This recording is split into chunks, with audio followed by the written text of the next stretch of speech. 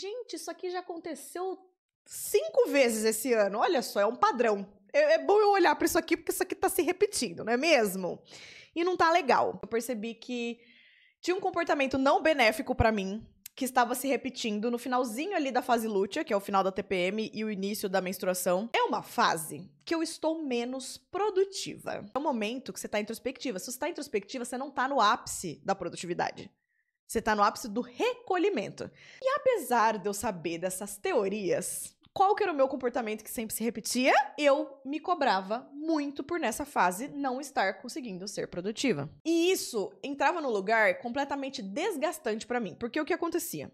Eu travava, porque mentalmente realmente a minha cabeça não estava conseguindo produzir tudo que eu precisava, então fazer todos os to-dos ali da minha lista. Se era uma coisa mais criativa, eu não tava no momento de criação, e realmente atividades criativas tem outro momento pra fazer isso, não é na fase lútea e na fase menstrual. Então, eu sabia que não adiantava eu forçar, porque eram coisas que eu não tava conseguindo fazer. E aí, eu me colocava numa situação de descanso. Então, tá bom, vou ver um filme, tá bom.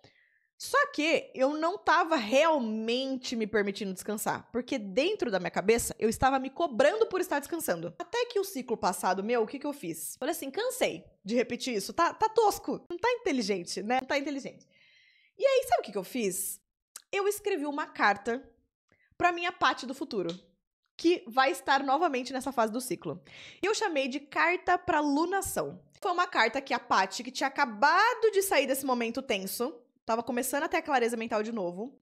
Deste lugar, eu escrevi uma carta pra Paty quando eu entrar novamente nesses 5 dias que são mais cruciais pra mim, sabe? Que a energia dá uma balançada.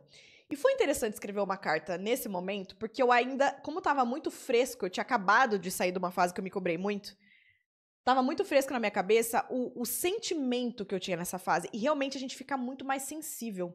Então eu escrevi essa carta pra mim mesma com uma linguagem muito acolhedora, porque eu conseguia lembrar que tipo de palavra ia soar bem, que tipo de palavra ia ser gatilho, que tipo de palavra eu ia me sentir abraçada, que era o que eu realmente precisava naquele momento. Então eu escrevi uma carta muito carinhosa pra mim mesma, me lembrando de como eu agi muitas vezes nessa fase e como isso não me serviu, e qual que era a minha sugestão pra agir, né, de forma diferente dessa vez. Como a gente não tem costume de falar sobre isso, geralmente as vulnerabilidades que vêm da mudança de ciclo, a gente não fala uma com a outra, porque parece fraqueza. Parece fraqueza você não estar produtiva naquele dia. Parece fraqueza você precisar de descanso.